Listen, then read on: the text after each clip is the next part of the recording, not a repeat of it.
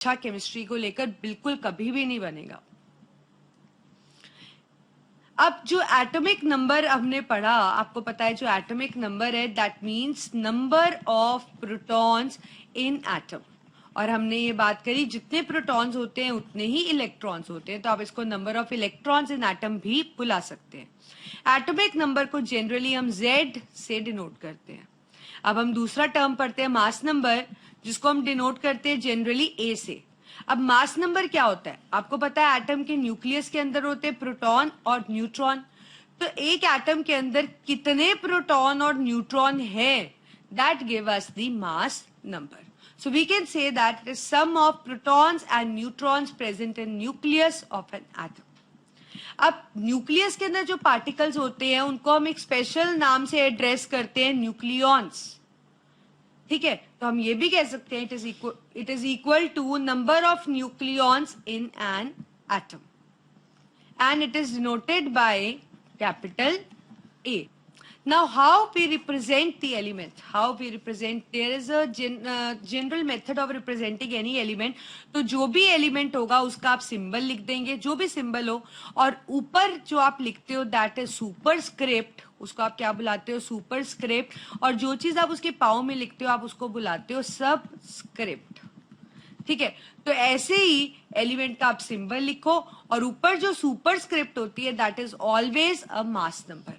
Superscript हम हमेशा क्या डिनोट करते हैं, मास नंबर, और जो सबस्क्रिप्ट होती है that is always an atomic number that is Z।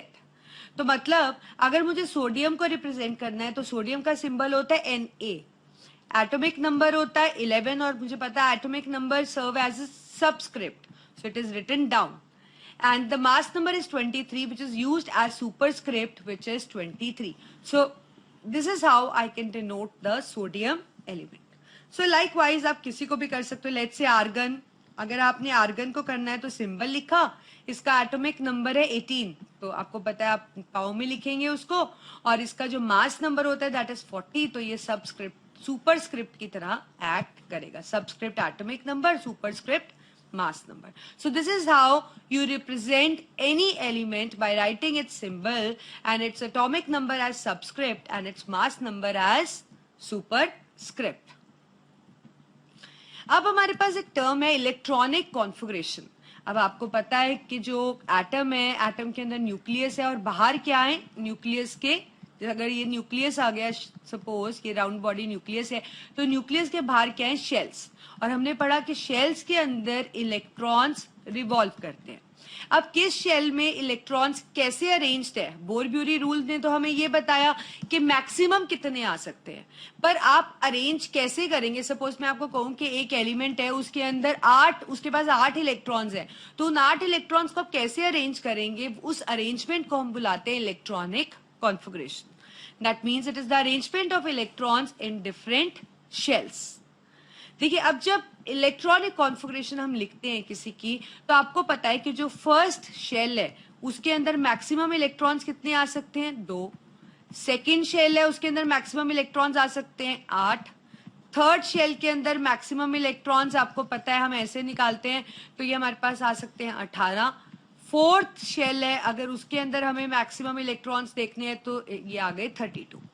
लेकिन आपके लेवल तक जब हम कॉन्फ़िगरेशन लिखेंगे तो हम पहले शेल में 2 इलेक्ट्रॉन भरेंगे, दूसरे में 8 भरेंगे, तीसरे में 18 नहीं भरेंगे, हम 8 ही भरेंगे। आपके लेवल तक की बात कर रही हूँ, लेकिन जैसे जैसे आप हायर क्लास में जाओगे आपको ये रीजन समझ आ जाएगा कि क्यों आपने तीसरे में 8 भरा था, 18 क्यों नहीं भरा था।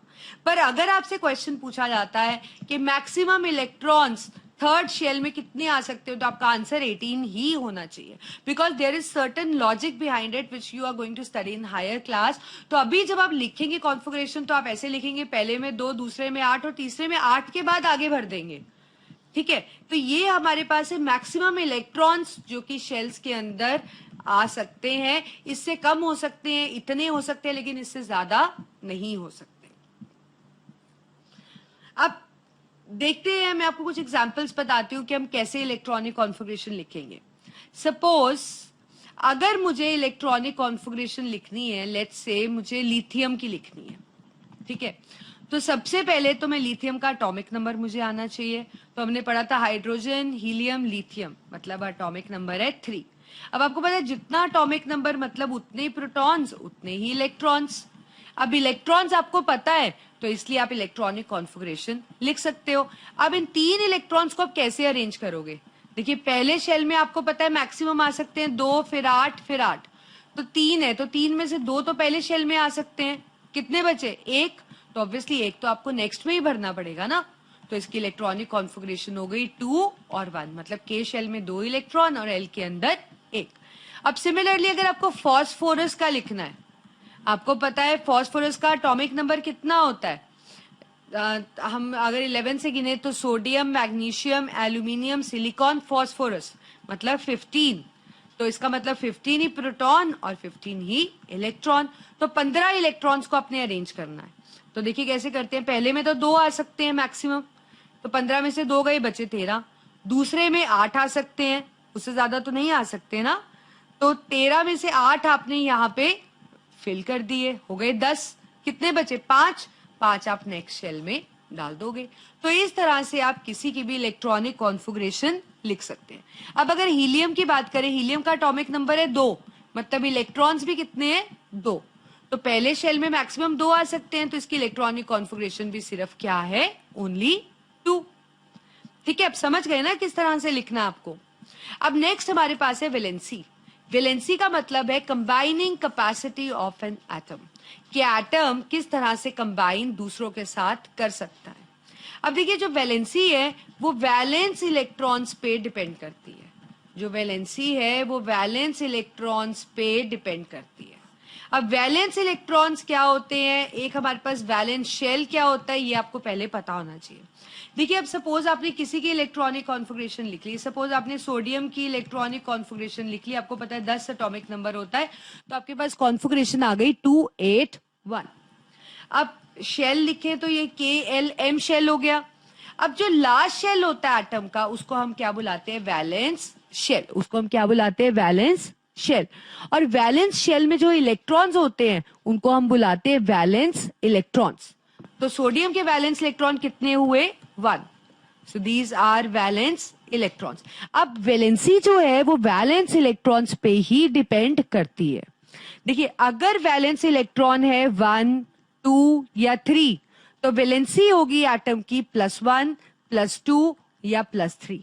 लेकिन अगर वैलेंस इलेक्ट्रॉन है 4, 5, 6, 7 या 8 तो वैलेंसी जो आप निकालोगे एटम की वो 8 में से माइनस करके होगी।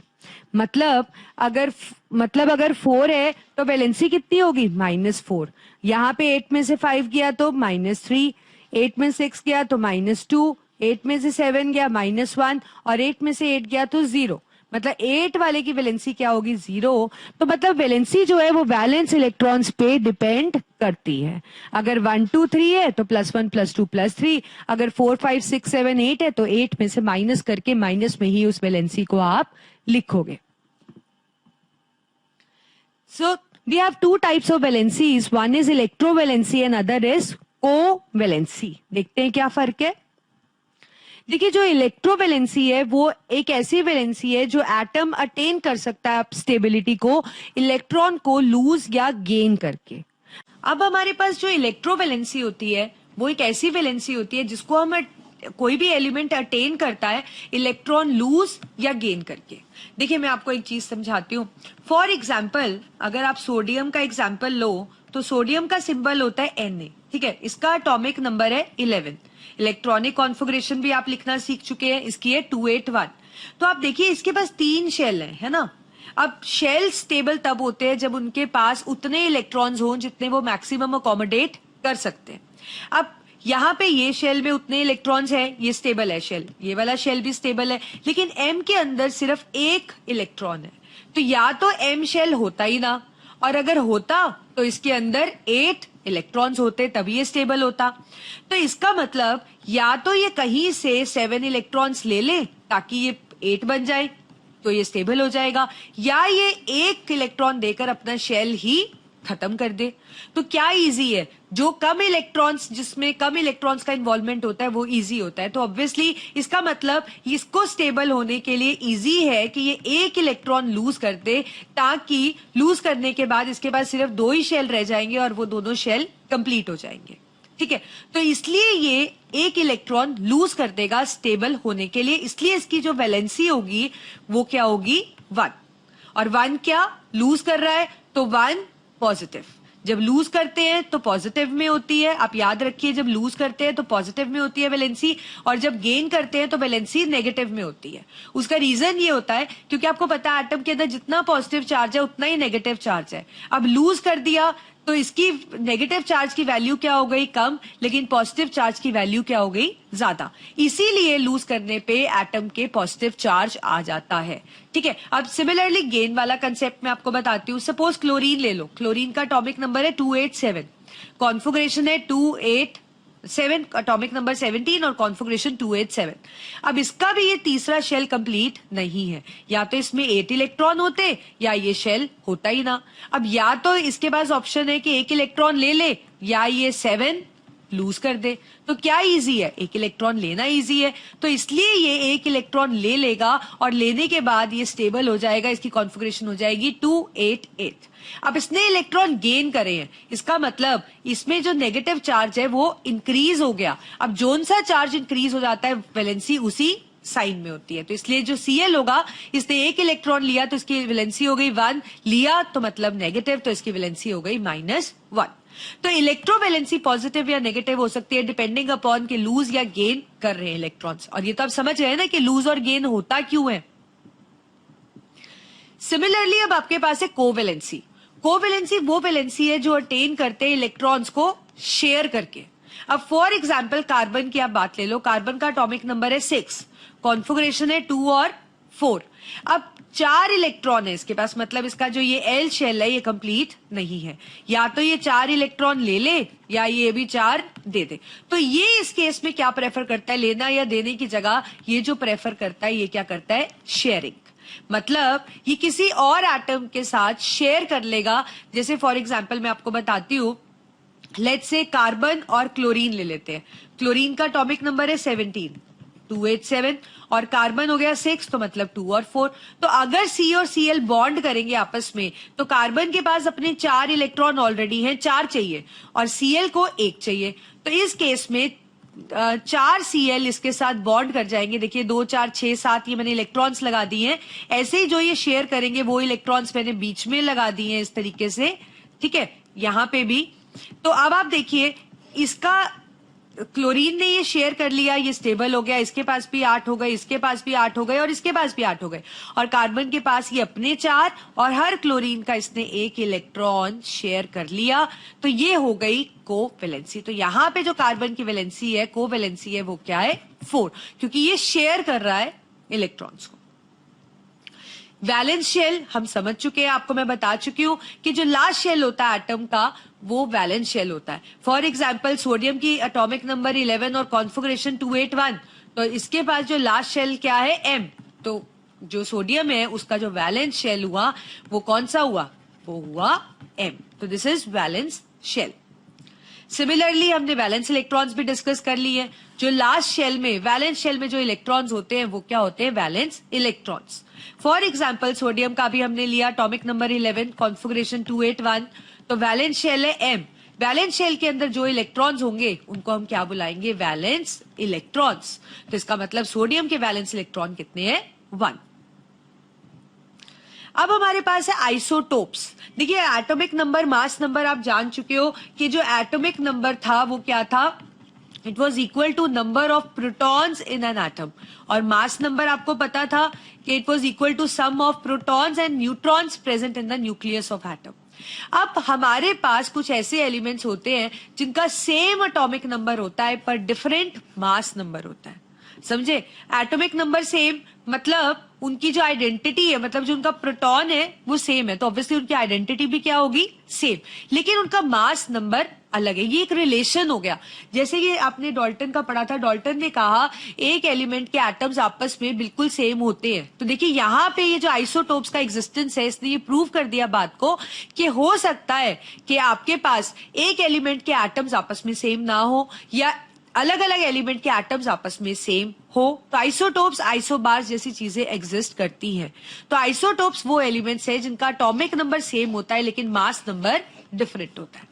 फॉर एग्जाम्पल, सारे एलिमेंट्स का नहीं एग्जिस्ट करता, कुछ सिलेक्टेड एलिमेंट्स है जिनके आइसोटोप्स है। जैसे हाइड्रोजन के आइसोटोप्स है, मतलब हाइड्रोजन जिसका एटॉमिक नंबर आपको पता है 1, हमारे पास ऐसे हाइड्रोजन के एटम्स हमें मिले हैं जिनका एटॉमिक नंबर तो मतलब सेम है, वो हाइड्रोजन ही है, लेकिन मास नंबर उनका डिफरेंट है। हमारे पास मास नंबर 1 वाला हाइड्रोजन भी होता है, 2 वाला भी और 3 वाला भी। तो ये हो गए हाइड्रोजन के आइसोटोप्स। अदरवाइज आइसोटोप्स का कोई ऐसा मतलब डेफिनेट नेम नहीं होता, लेकिन हाइड्रोजन के केस में इनका स्पेसिफिक नेम है, that is protium, this is deuterium and this one is tritium. So it has a specific name also. Similarly carbon के भी आइसोटोप्स है, तो एटॉमिक नंबर तो सेम होगा, तो ऑब्वियसली सिंबल भी सेम होगा। मास नंबर 12 और 14 वाला एग्जिस्ट करता है। नॉर्मल कार्बन ये एग्जिस्ट करता है, C14 रेडियो एक्टिव होता है, मतलब इसका न्यूक्लियस स्टेबल नहीं होता।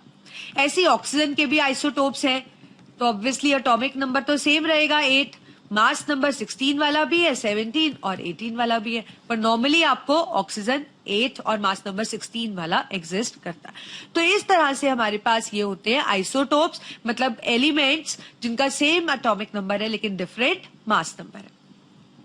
सिमिलरली हमारे पास आइसोबार्स भी एग्जिस्ट करते हैं, मतलब एलिमेंट्स जिनका मास नंबर सेम होगा लेकिन एटॉमिक नंबर डिफरेंट होगा। तो यहाँ पे वो चीज आ गई डाल्टन की कि जो डिफरेंट एलिमेंट्स है उनमें सिमिलैरिटी भी हो सकती है।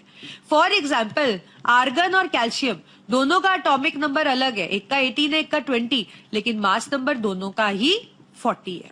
सिमिलरली सोडियम और मैग्नीशियम दोनों का एटॉमिक नंबर डिफरेंट है लेकिन मास नंबर ऑलमोस्ट सेम है, 23 पॉइंट कुछ होता है, तो इसको हम राउंड फिगर करके 24 ही लिख लेते हैं, और मैग्नीशियम का 24 ही होता है। तो इनके बीच का रिलेशन अगर आपको पूछ ले तो आप बताओगे दे आर आइसोबार्स, और उनका अगर पूछ ले कि सेम एलिमेंट के अंदर एटम्स अलग हो रहे हैं तो वो क्या है, आइसोटोप्स। सिमिलरली हमारे पास एक आइसोटोन्स भी होते हैं, ये कुछ ऐसे एलिमेंट्स हैं जिनमें न्यूट्रॉन्स का नंबर सेम है, जिनके अंदर न्यूट्रॉन्स का नंबर क्या है, सेम है। फॉर एग्जाम्पल हमारे पास है लाइक ऑक्सीजन, अगर आप ऑक्सीजन ले लो तो ऑक्सीजन आपको पता है इसका एटॉमिक नंबर होता है 8, एटॉमिक नंबर 8 का मतलब है प्रोटॉन 8, ठीक है, इलेक्ट्रॉन भी 8, और ऑक्सीजन का जो मास नंबर होता है वो होता है 16, तो इसमें न्यूट्रॉन कितने होंगे, ऑब्वियसली क्या होंगे, 8। सिमिलरली अगर हम और एग्जाम्पल ले लें, लेट्स से नाइट्रोजन, नाइट्रोजन का एटॉमिक नंबर होता है 7, मतलब इसमें प्रोटॉन भी 7 है और इलेक्ट्रॉन भी 7 है। और न्यूट्रॉन की अगर बात करें तो इसका जो मास नंबर होता है वो हमारे पास होता है 15, तो 15 का मतलब इसके अंदर भी न्यूट्रॉन क्या है, 8। सिमिलरली एक और एग्जांपल ले लें कार्बन का, कार्बन का एटॉमिक नंबर है 6, ठीक है, तो प्रोटॉन भी है 6 और इलेक्ट्रॉन भी है 6। लेकिन अगर हम मास नंबर देखें तो अगर आप 14 मास वाला लो यहाँ पे, तो 14 वाले में भी न्यूट्रॉन कितने मिलेंगे, 8। तो हम कह सकते हैं इन सब में न्यूट्रॉन सेम है, इसका मतलब ये तीनों शेयर करते हैं एक relation, that they are isotones. Now we are going to start with question and answers. First question is, sodium ion has completely filled K and L shell. Explain. देखिए sodium की अगर हम एटम की बात करें तो एटम का मतलब है 11 और कॉन्फ़िगरेशन है 281। अब इसके तो तीनों शेल कंप्लीट नहीं है, लेकिन अगर ये एक इलेक्ट्रॉन दे दे तो ये बन जाता है आयन, पॉजिटिवली चार्ज आयन। अब यहाँ पे एक इलेक्ट्रॉन दे दिया तो इसके अंदर जो इलेक्ट्रॉन रहे वो क्या हुए, 10। तो यहाँ पे जो कॉन्फ़िगरेशन होगी दैट इज 2-8 और दोनों शेल्स क्या हो जाएंगे, कंप्लीट। तो यही आपको कहा गया है कि जो सोडियम आयन है उसमें कंप्लीट के एंड एल शेल्स हैं क्योंकि वो इलेक्ट्रॉन लूज करने से बना है, दैट इज Na पॉजिटिव।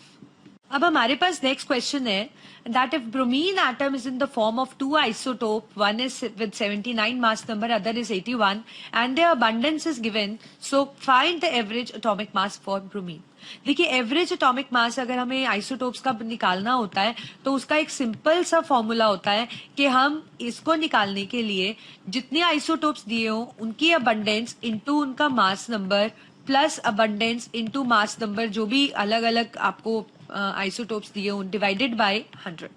तो यहाँ पे पहले ब्रोमीन की अबंडेंस है 49.7 इनटू आपके पास मास नंबर है 79 प्लस अबंडेंस है 50.3 mass number is 81 divided by 100. तो इसको आप सॉल्व कर सकते हैं और जब आप इसको सॉल्व करेंगे तो वो एवरेज एटॉमिक मास आएगा. इसका मतलब जो ब्रोमीन है उसका एवरेज एटॉमिक मास हम यूज करेंगे. तो एवरेज एटॉमिक मास हम देखते हैं कैसे आया. तो अगर आप 49.7 को आपके पास जैसे आ गया 49.7 उसको आप इनटू 79 करोगे तो आपके पास आ जाएगा यहाँ पे 3926.3. प्लस का साइन वैसे ही कैरी ऑन करोगे और फिर 50.3 इंटू 81 आपके पास आ जाएगा 4074.3 डिवाइडेड बाय 100.